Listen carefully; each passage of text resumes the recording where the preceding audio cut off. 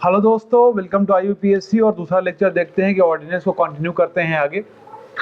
तो बेसिकली जो ordinance making power है ये अनयूजुअल है और जनरली ये हमारे जो डेमोक्रेटिक कंट्री हैं सच एज USA और UK, इनके कॉन्स्टिट्यूशन में नहीं मिलता है ये। ठीक है, ये अनयूजुअल पावर दी गई है किसको? इंडियन कॉन्स्टिट्यूशन में ये प्रोवाइडेड है। डॉक्टर अंबेडकर साहब ने ये बोला था, issuing of ordinance has been devised in order to enable the executive to deal with sudden or immediate situation। तो मैंने बताया ना कि जो हमारे तीन सेशन आपकी होती है यहाँ पे, पहला सेशन है आपका बजट सेशन, दूसरा है मानसून सेशन, तीसरा है आपका विंटर सेशन। इनके बीच का जो टाइमिंग होता है उसको रिसेस बोलते हैं।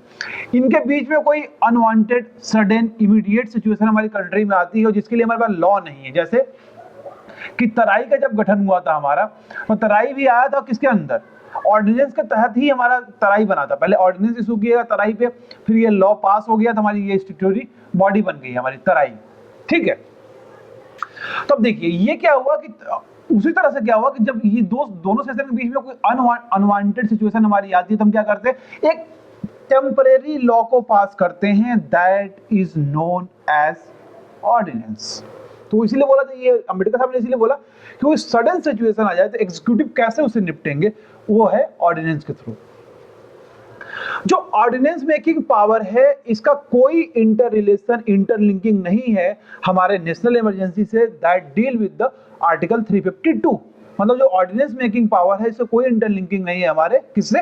नेशनल इमरजेंसी से। अच्छा, अभी तक जितने भी ऑर्डिनेंस बने हुए हैं और प्रोमulgate हुए हैं बाय द प्रेसिडेंट, तो कोई भी ऐसा केस नहीं है जो हमारे सुप्रीम कोर्ट में गया हुआ है। अच्छा, DC वाधवा का केस आया था 1987 में। देखिए केस क्या हुआ, आप जरा एक बार ध्यान देखिए कैसे मिसयूज हो सकता है हमारा ऑर्डिनेंस। क्यों? क्योंकि ऑर्डिनेंस एक स्पेशल पावर है। जैसे हमारा जो प्रेसिडेंट रूल है ना, वो एक स्पेशल पावर है। जब सारे रिजॉर्ट खत्म हो जाएंगे तब क्या करते हो? प्रेसिडेंट रूल को लगाते हो। उसी तरह जब सारे आपने एडमिनिस्ट्रेशन एक्शन ले लिया, पुलिस एक्शन ले लिया, हर एक्शन लेने के बाद ये सारे मीन्स खत्म हो गए आपके, तो कौन सा मीन्स बचता है आपका? ऑर्डिनेंस। लास्ट रिजॉर्ट है हमारा ऑर्डिनेंस, लास्ट रिजॉर्ट है हमारा प्रेसिडेंट रूल। ओके, तब देखिए क्या हुआ, 1967 से 1981 के बीच में गवर्नमेंट ऑफ बिहार ने लगभग 256 बार 256 टाइम्स ऑर्डिनेंस इशू किया है और ये सारे ये फोर्स में रखा है। जैसे एक सेशन खत्म हुआ, अगले दिन इसको प्रोमulgate कर दिया, एक दिन पहले विड्रॉ, सेशन खत्म, प्रोमulgate, विड्रॉ। इस तरह से इन्होंने काम किया, 256 बार उसी चीज को इन्होंने प्रोमulgate किया है ऑर्डिनेंस को। समझ गए? फ्रॉम ये 1 साल से 14 साल तक ये चला हुआ है। 14 साल तक उन्होंने एक ही ऑर्डिनेंस को बार बार उसको प्रोमulgate करते रहे।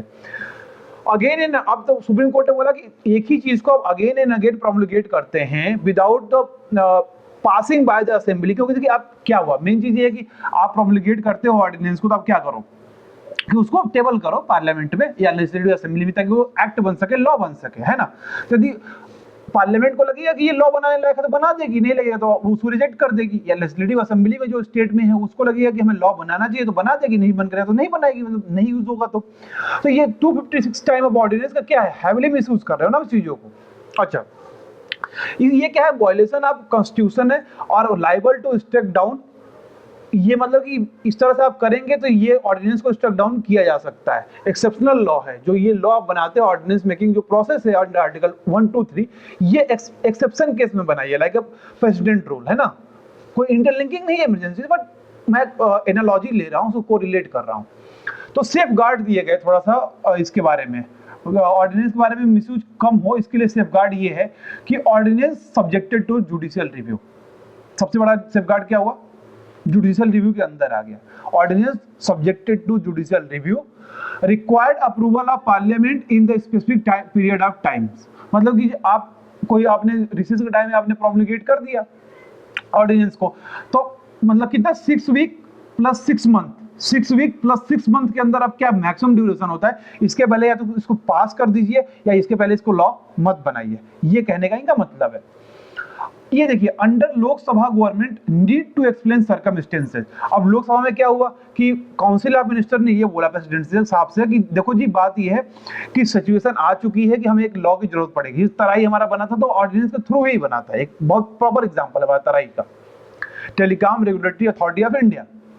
अब देखिए, तो लोकसभा अब जैसे ही कि काउंसिल ऑफ मिनिस्टर ने प्रेसिडेंट को एडवाइस किया तो क्या होगा, प्रेसिडेंट उसके अकॉर्डिंग काम करेंगे, उनके अकॉर्डिंग काम करेंगे, ना उनके अगेंस्ट काम कर सकते हैं, ओके, ना उनके विश के खिलाफ काम नहीं कर सकते हैं। जितना aid and advice council of minister करेगी उतना काम प्रेसिडेंट साहब करेंगे, और जो एडवाइस होगी काउंसिल ऑफ मिनिस्टर की वो बाइंडिंग होगी किस पे, प्रेसिडेंट पे। अच्छा, तब जैसे ही लोकसभा हमारी फिर से रिसेंबल होगी एक सेशन में, यहाँ पे रिसेंबल हो गए, तो जो सर्कमस्टेंसेस से जिसमें आपने प्रोमulgate किया था ऑर्डिनेंस को, ये आपको बताना पड़ेगा विपक्षी पार्टी को, वहां पे उस पर डिबेट हो सकता है। उसके बाद क्या है, opposition can bring resolution to discontinue it. अब अपोजिशन क्या कर सकती है कि रेजोल्यूशन ला सकती है कि भाई ये बार बार इसको प्रोमulgate कर रहे हैं, तो क्या कर सकती है कि रेजोल्यूशन ला के इसको स्ट्रक डाउन कर सकती है, इसको स्टॉप कर सकती है, डिसकंटिन्यू कर सकती है। तो ये हमारा अभी तक का जो केस था कि ऑर्डिनेंस में क्या क्या होना चाहिए, पिछले लेक्चर में ऑर्डिनेंस देख लिया था। तो ये हमने देखिए प्रेसिडेंट रूल पे भी काफी ज्यादा इंफेसिस किया था, ऑर्डिनेंस पे भी हमने काफी ज्यादा इंफेसिस किया। क्यों? क्योंकि ये बहुत ज्यादा इंपॉर्टेंट है हमारे लिए। अब हम देखेंगे कि हमारे पास जो जुडिशियल पावर हमको मिली हुई है प्रेसिडेंट साहब को, वो क्या क्या है, जो 5 पावर मिली हुई है, उसको अगले लेक्चर में बात करेंगे। सो थैंक्स फॉर वॉचिंग दोस्तों, हैव अ नाइस डे।